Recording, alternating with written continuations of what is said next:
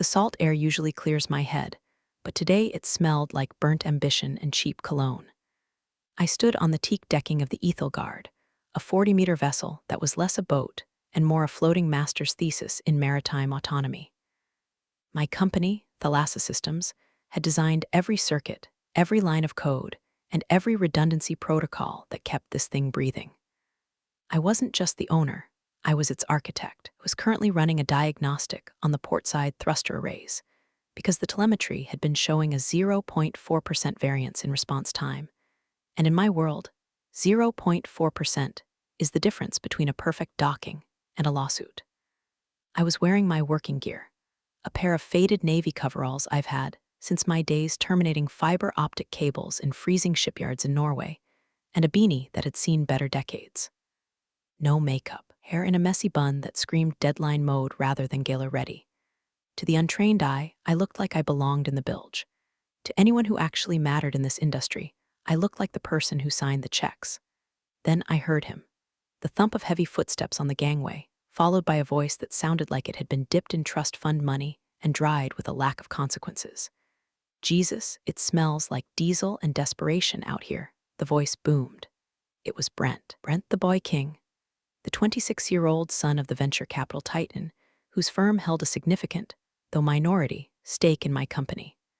Brent, who thought equity was just a fancy word for allowance.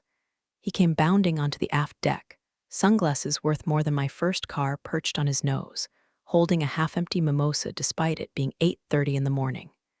He stopped when he saw me kneeling by the access hatch, a tablet in my hand. Didn't look at my face. He looked at the coveralls. He looked at the grease smudge on my cheek. Hey, he snapped, snapping his fingers. You, cleaner, whatever. I didn't look up immediately.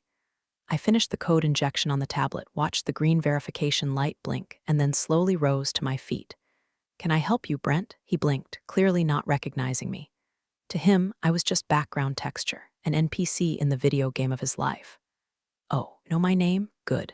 Listen, the cleaning crew was supposed to be gone by 8. I have investors coming at noon. I need this deck spotless. And get me a fresh towel while you're at it. This humidity is making me sweat like a pig. He tossed a dirty rag he'd evidently picked up from a railing right at my chest. It hit me with a soft, wet thud and fell to the deck. Now, before I tell you how I disassembled this man's life, do me a quick favor. If you enjoy stories about corporate heirs getting absolutely wrecked by the people they underestimate, hit follow button. It fuels my cold, calculating heart. I looked at the rag. Then I looked at Brent. Get off the boat, cleaning ladies only. He shouted, laughing at his own wit as he turned to look at a blonde woman who had just boarded behind him. She giggled, a hollow sound that carried on the wind. Excuse me, I said, my voice dropping that octave that usually makes board members sit up straight. You heard me, Brent sneered, stepping closer, invading my personal space with the scent of stale champagne. I don't want the help hovering. Finish up the toilets or whatever you do and get off. The adults are talking. He gestured to the yacht as if he'd built it with his bare hands. This is a premium asset, sweetheart, not a break room for the janitorial staff. My heart didn't shatter. My feelings weren't hurt. Instead, a cold, crystalline clarity washed over me. It was the same feeling I get when I find a critical bug in a competitor's software. It wasn't anger, it was opportunity. I realized in that moment that Brent didn't know. He genuinely didn't know I owned the boat. He didn't know I owned the company that built the boat. He didn't even know who I was. His father, the chairman, handled the high-level strategy. Brent was just the brand ambassador, title we invented to keep him out of the server rooms. He had never bothered to attend the technical briefings. He had never looked at the org chart. He saw a middle-aged woman in coveralls and his brain auto-completed made. I could have fired him on the spot. I could have pulled up my bank account or the title to the vessel or called his father.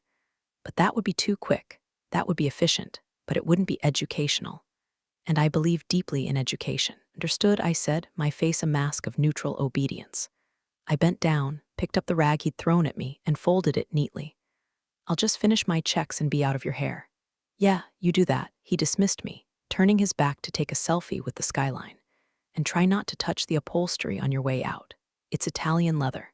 I walked toward the gangway, my tablet tucked under my arm. As I passed the main security console near the stern, I tapped a command sequence that didn't appear on the standard user interface. It was a ghost log, a subroutine that records audio and video from every sensor on the ship, storing it in a partition that only I could access.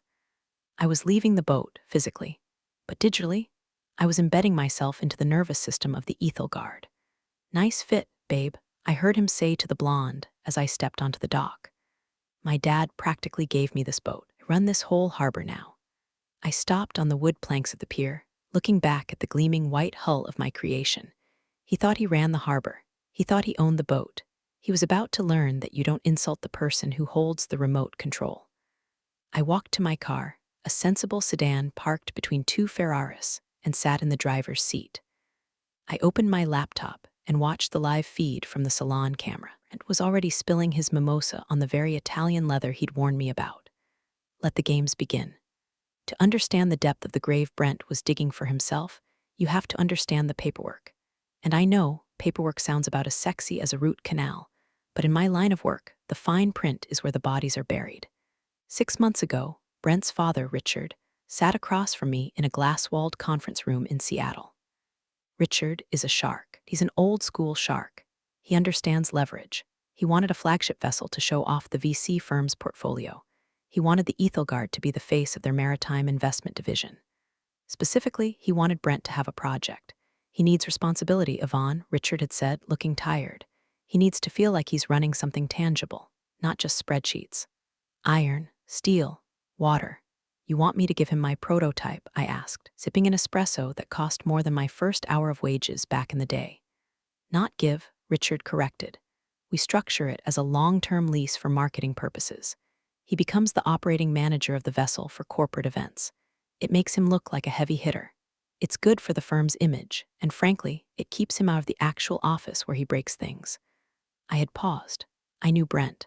I knew he was a liability wrapped in a polo shirt, but I also knew that Thalassa Systems needed the VC firm's next round of funding to expand into the Asian market.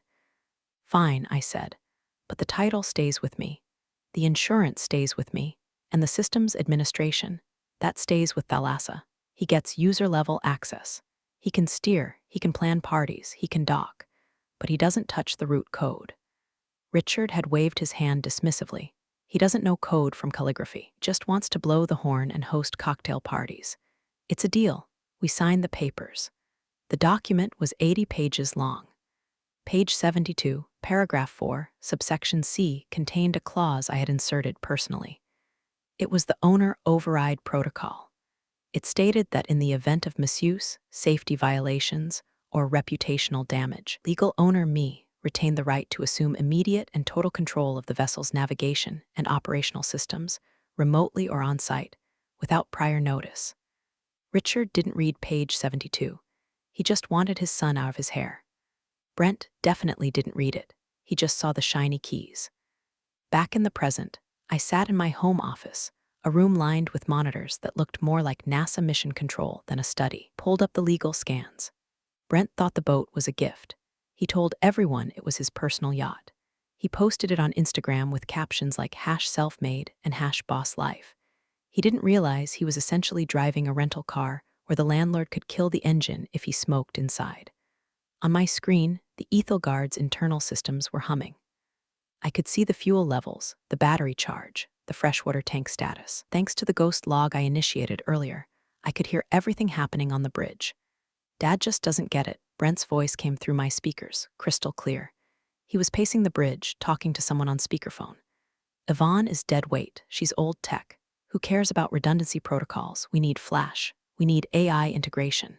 We need to pivot." I leaned in. Pivot. The favorite word of people who have no idea where they're going. "I'm telling you." And Brent continued, presumably talking to one of his frat brothers who had failed upward into finance. "I'm going to push her out. The board loves me. The demo next week. I'm going to present a new vision, my vision. And once I show them how much money we're wasting on her safety standards, she's toast." My fingers hovered over the keyboard, so that was it. It wasn't just disrespect. It was a coup. He wasn't just treating me like a maid. He was actively plotting to remove me from the company I built from a garage startup into a global leader. He was going to use my boat, at my demo, to convince my investors that I was obsolete. I looked at the grant admin access button on my screen. I could lock him out right now. I could turn off the lights, lock the cabin doors, and blast polka music over the PA system until he cried. But that was reactive. That was emotional. Devon doesn't do emotional. Yvonne does strategic demolition. He wanted to present a new vision at the demo. Fine. I would make sure he had the most memorable demo of his life. I opened a terminal window and began typing. I wasn't just watching anymore. I was preparing the stage. If he wanted to play captain, I was going to let him. I was going to let him sail right into the middle of the ocean, metaphorically speaking, before I pulled the plug. I checked the guest list for the upcoming event. Top-tier tech bloggers, 2 senators, the entire board of directors. Perfect. The audience for his execution would be standing room only. Over the next 3 days, I became a ghost in my own machine. I didn't step foot on the Ethel Guard, but I lived there. Through the high-definition security cameras and the bridge microphones, I watched Brent turn my masterpiece of engineering into a floating fraternity house, hosted a pre-launch brunch that involved 3 crates of champagne, and a DJ who seemed to think bass was a substitute for talent. I watched as ash from his cigars drifted onto the teak, my hand-oiled teak. I watched as high heels dug into the soft decking. I logged every single infraction, not for insurance purposes, but for the moral dossier I was compiling. But the physical damage was nothing compared to the verbal garbage he was spewing. On Tuesday, brought a group of potential angel investors aboard. They were mostly kids in hoodies who had gotten lucky with crypto, looking for the next shiny thing. So, who handles the tech stack? One of them asked, pointing to the helm displays. This interface is slick. Oh, I supervised the whole UI overhaul, Brent lied, leaning back in the captain's chair with his feet up on the console. We had some legacy engineers, the old guard, who wanted to keep it clunky, had to step in and streamline everything. The main engineer, Yvonne, she's basically a dinosaur, great for paperwork, but she doesn't get the user journey. I sat in my office, sipping green tea, my knuckles white, dinosaur. I wrote the kernel for that operating system in a basement while he was still learning not to eat paste. Later that afternoon, I had to physically go to the marina to sign off on a fuel delivery, regulatory requirement that needed the owner's signature. I wore a blazer this time, trying to look the part of the executive I was. Brent intercepted me on the dock. He was with a woman, not the blonde from before, a different one. This one was a brunette holding a Pomeranian. "Hey, you," he shouted. I stopped. "Hello, Brent, did you restock the bar? I told you specifically I needed the Japanese whiskey." "I'm not the provisioner, Brent," I said calmly. "I'm here for the fuel manifest."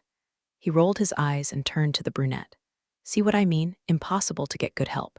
You give them a job and they give you excuses." He turned back to me. "Just grab a napkin, will you?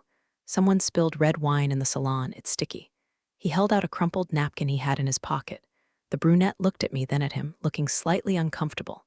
"Babe, I think she's fine," Brent interrupted. "Go on, chop chop. You have a sunset cruise to catch." I took the napkin. I actually took it. It felt like holding a live grenade. "I'll see to it," I said. My voice was so level it was almost robotic. I walked past him onto the boat. I went to the salon. There was indeed a wine stain on the cream carpet. I didn't clean it. Instead, I took a photo of it. Then I took a photo of the empty whiskey bottles scattered on the table. I took a photo of the confidential company documents he had left lying open on the sofa, documents detailing the Q3 projections. This was a security violation of the highest order. Leaving sensitive IP out in the open, that was grounds for immediate termination of his access privileges under corporate bylaws. But I didn't trigger the alarm. I just documented it. As I was leaving, I ran into one of the older investors, named Mr. Henderson. He had known me for 10 years. He looked at the napkin in my hand, then at the chaotic salon, then at me. "Yvonne," he said softly, I apologize for the atmosphere. Richard's boy is spirited. He's certainly that," I said. Are you letting this happen?" Henderson asked, his eyes shrewd. He knew me. He knew I didn't tolerate incompetence. I smiled. It was a small, dangerous smile. "I'm just letting the data accumulate, Arthur. I believe in a large sample size before making a decision." He nodded slowly. "I see. Well, I'll make sure to wear a life jacket to the demo on Friday." "You do that," I said, "and maybe stay near the gangway." I walked off the boat, tossing the napkin into the trash bin on the dock. The bin was labeled refuse. Fitting. Wednesday brought the rain, and with it, the dark clouds of corporate espionage. I wasn't at the marina. I was at Thalassa Systems HQ, glass monolith overlooking the gray waters of the Sound. My office is usually a sanctuary of silence, but today the air felt heavy. I had called in Sarah, a junior board member